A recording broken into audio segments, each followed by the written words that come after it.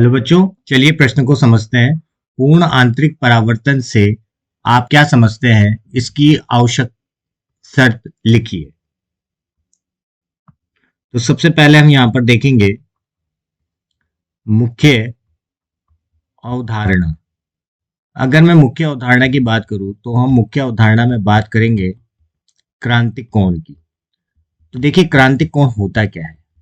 जब प्रकाश की किरण सघन माध्यम से जब प्रकाश की किरण सघन माध्यम से विरल माध्यम में जाती है, तो हमें पता है कि वो अभिलंब से, जैसे ये क्या है, हमारा अभिलंब है, तो अभिलंब से क्या होगी, दूर हो जाएगी। मतलब जैसे ये प्रकाश की किरण आ रही है तो ये अभिलंब से दूर हो जाएगी। तो आपतित किरण का अभिलंब से जो कोण होता है उसे आपतन कोण कहते हैं। तो हमने आपतन कोण को इतना बढ़ाते जा रहे हैं कि ये अभिलंब से और दूर होती जा रही है। और एक ऐसा कोण आता है जब ये प्रकाश की किरण इनके माध्यमों के अंतरालों के समांतर हो जाती है। ऐसे आपतन कोण को हम कहते हैं क्रांतिक कोण। क्या कहते हैं? क्रांतिक कोण कहते हैं। अगर इससे हम ज्यादा कर देंगे, अगर आपतन कोण का मान इससे ज्यादा कर देंगे तो जो प्रकाश की किरण है वो परावर्तित हो जाएगी, और इससे अगर हम कम कर देंगे तो प्रकाश की किरण अपवर्तित हो जाएगी। चलिए इन्हीं अवधारणाओं को उपयोग में लेकर प्रश्न को हल करते हैं। हल। तो सबसे पहले हम यहाँ पर बात करते हैं पूर्ण आंतरिक परावर्तन की, कि पूर्ण आंतरिक परावर्तन कैसे होता है। पूर्ण आंतरिक परावर्तन, ठीक है।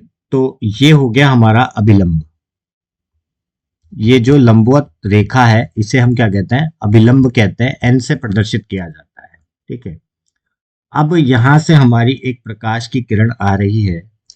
अब ये जो प्रकाश की किरण है ये हम लेके आ रहे हैं सघन माध्यम से विरल माध्यम में, ठीक है। सघन से जब विरल में लेके आएंगे तो क्या होगा, प्रकाश की किरण अपने पथ से क्या हो जाएगी, थोड़ा किस तरफ खिसक जाएगी, ये अभिलंब से थोड़ा दूर हट जाएगी, ठीक है। मतलब ये तो हो गया हमारा आपतन कोण और ये हो गया हमारा अपवर्तन कोण, ठीक है। अब हम क्या करें कि यहां पर अगर हम आपतन कोण का मान को बढ़ाएंगे, ठीक है। अब हम क्या कर रहे हैं, यहाँ पर आपतन माध्यम वही का वही है, पर हम आपतन कोण के मान को क्या कर रहे हैं, बढ़ा रहे हैं। तो आपतन कोण का मान बढ़ रहा है तो अपवर्तन कोण का मान भी बढ़ेगा। अब ऐसा आपतन कोण जब जो ये अपवर्तित रेखा है ये माध्यमों के अंतरालों के क्या आ जाती है, समांतर हो जाती है।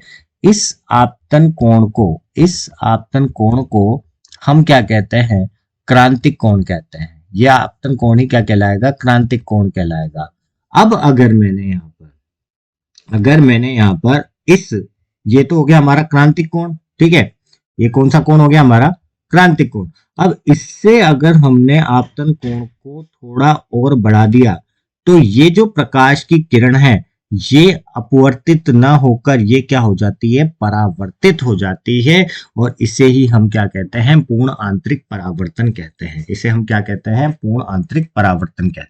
तो इसे हम कहते हैं पूर्ण आंतरिक परावर्तन, जब प्रकाश की किरण के आपतन कोण का मान, मतलब जो आपतन कोण है, अगर उस आपतन कोण का मान क्रांतिक कोण से अधिक हो जाता है तो प्रकाश की किरण अपवर्तित होने की बजाय परावर्तित हो जाती है। इसे कहते हैं पूर्ण आंतरिक परावर्तन, ठीक है। अब बात करते हैं इनकी शर्तों की। तो जैसे कि हमने यहाँ पर किरण आरेख बनाए हैं, तो देखिए यहाँ पर प्रकाश की किरण को यहाँ पर सघन से विरल माध्यम में जाना यहाँ पर आवश्यक होगा। तो सबसे पहली शर्त यहाँ पर होगी कि प्रकाश की किरण हमेशा कौन से माध्यम से, प्रकाश की किरण